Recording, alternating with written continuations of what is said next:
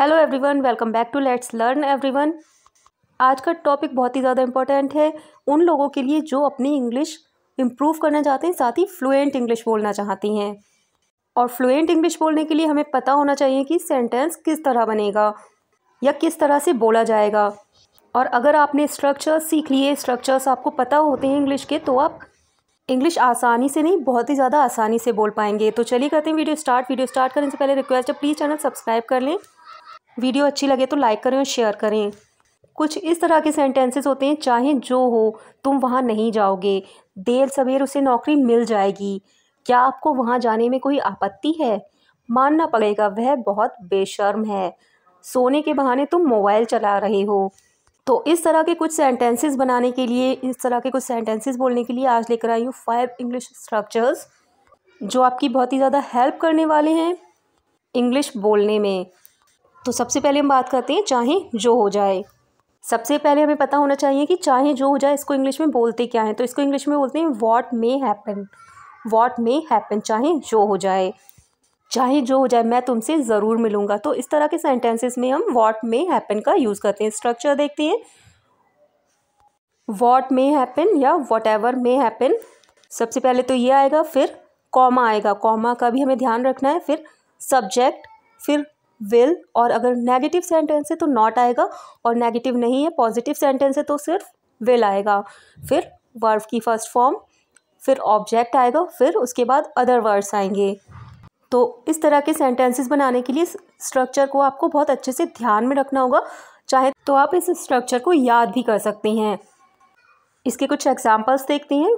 First example है, चाहे जो हो तुम वहाँ नहीं जाओगे, या चाहे जो हो जाए तुम वहाँ नहीं जाओगे। इसको इंग्लिश में बोलेंगे वट एवर मे हैपन, ये आ गया, फिर कॉमा आया, फिर you will not go there.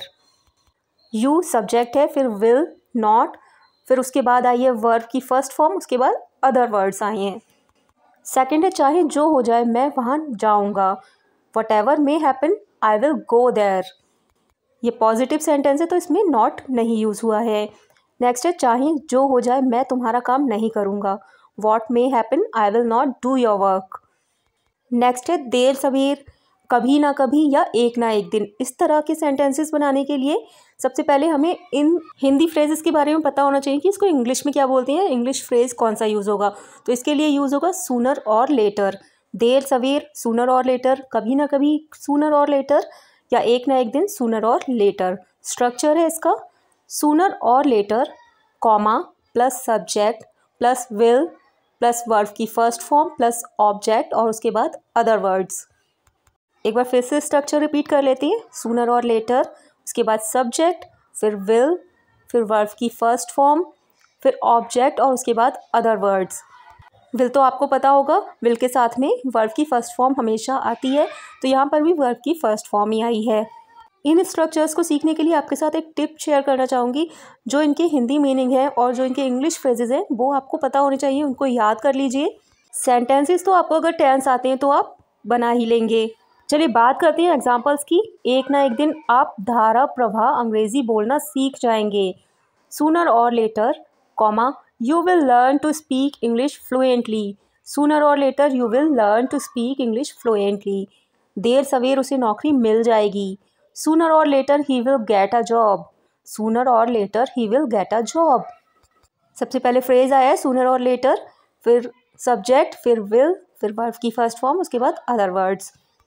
Third example है, कभी ना कभी उसकी सारी समस्याएं खत्म हो जाएंगी, या देर सवेर उसकी सारी समस्याएं खत्म हो जाएंगी, या बोल सकते हैं एक ना एक दिन उसकी सारी समस्याएं खत्म हो जाएंगी।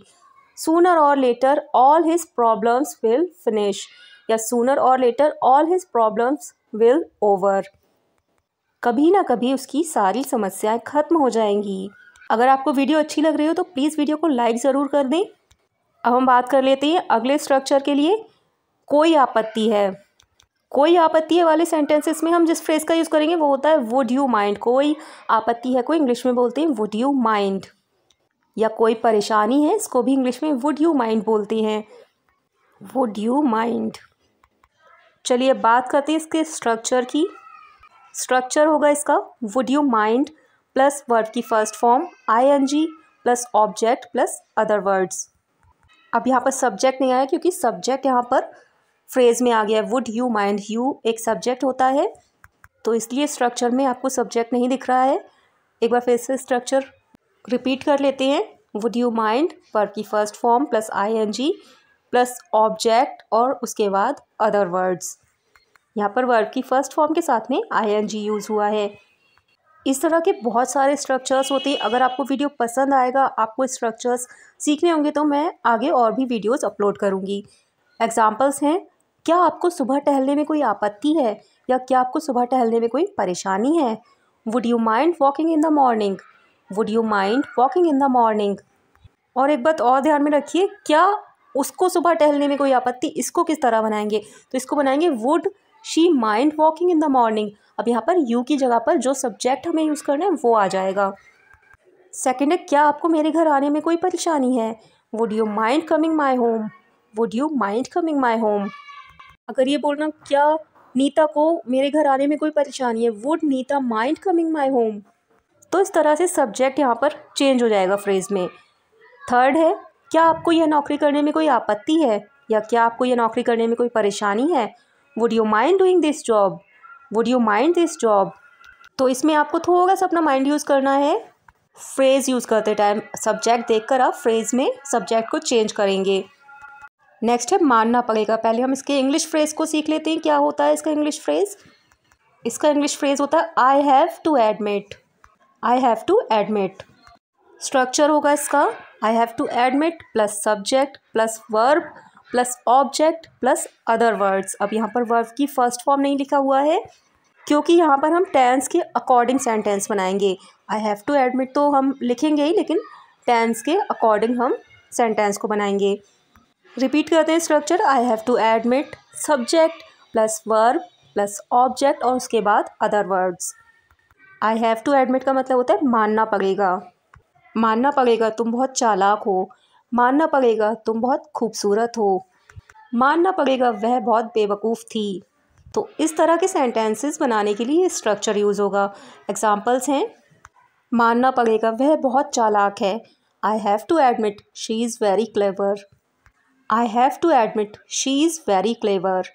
सेकेंड है, मानना पड़ेगा तुम झूठ बोलने में उस्ताद हो। इस स्ट्रक्चर से तो हम बहुत ज़्यादा बोलते हैं सेंटेंसेस अपनी डेली लाइफ में, तो ये तो बहुत ही यूज़फुल स्ट्रक्चर है। मानना पड़ेगा तुम झूठ बोलने में उस्ताद हो, इसको इंग्लिश में बोलेंगे I have to admit you are a master at lying, I have to admit you are a master at lying. Third है, मानना पड़ेगा तुम्हारा दिमाग बहुत तेज़ है, I have to admit you have a sharp mind, I have to admit you have a sharp mind. अब अगर बात करें हम दूसरे टेंस की, पास्ट टेंस की बात करें अगर, तो बोलेंगे मानना पड़ेगा वह झूठ बोलने में उस्ताद था, I have to admit he was a master at lying. तो जो आगे का सेंटेंस होगा वो टेंस के अकॉर्डिंग चेंज हो जाएगा। नेक्स्ट है के बहाने से। के बहाने से इसको इंग्लिश में क्या बोलते हैं? के बहाने से को इंग्लिश में बोलते हैं on the pretext of, on the pretext of. Pretext का मतलब होता है बहाना, तो के बहाने से मतलब ऑन द प्रीटेक्स्ट ऑफ। मैं घूमने जाने के बहाने से तुमसे मिलने आया। तो इस तरह के सेंटेंस के लिए स्ट्रक्चर है, सबसे पहले सेकंड सेंटेंस आएगा, जो दूसरा वाला सेंटेंस होगा वो आएगा, उसके बाद जो ये फ्रेज होगा वो आएगा on the pretext of. Second sentence, फिर ऑन द प्रीटेक्स्ट ऑफ, फिर वर्ब की फर्स्ट फॉर्म के साथ में आईएनजी और उसके बाद ऑब्जेक्ट। रिपीट करते हैं, सेकंड सेंटेंस, फिर ऑन द प्रीटेक्स्ट ऑफ, फिर वर्ब की फर्स्ट फॉर्म के साथ में आईएनजी और उसके बाद object. On the pretext of मतलब के बहाने से। सेंटेंसेस देखते हैं, दुकान पर जाने के बहाने से मैं घर से बाहर आया। अब सेंटेंस में देखिए के बहाने से बीच में ही आया है, तो सबसे पहले हम सेकंड सेंटेंस को ही बनाएंगे, उसके बाद बीच में फ्रेज आएगा। आई केम आउट फ्रॉम हाउस, मैं घर से बाहर आया, सेकंड सेंटेंस है। उसके बाद on the pretext of going to shop, I came out from house on the pretext of going to shop. Second, खाना खाने के बहाने मैंने कुछ देर आराम किया, I took rest for a while on the pretext of having food, I took rest for a while on the pretext of having food. Third है, सोने के बहाने तुम मोबाइल चला रहे हो, you are using mobile on the pretext of sleeping, you are using mobile on the pretext of sleeping. सोने के बहाने तुम मोबाइल चला रहे हो। आई होप आपको वीडियो पसंद आया होगा। ये 5 स्ट्रक्चर्स आपको अच्छे से समझ में आ गए होंगे। इनके फ्रेजेस को आप याद कर लीजिए तो आपको सेंटेंस बनाने में बहुत ही ज़्यादा आसानी हो जाएगी। और अगर आपने इनके स्ट्रक्चर्स सीख लिए तो आपको इंग्लिश बोलने में बहुत ही ज़्यादा हेल्प मिलेगी और बहुत ही ज़्यादा आसानी हो जाएगी। तो लास्ट में एक बार फिर से रिक्वेस्ट है, प्लीज़ चैनल सब्सक्राइब कर लें अगर नहीं किया है। वीडियो अच्छी लगी हो तो लाइक करें और शेयर करें।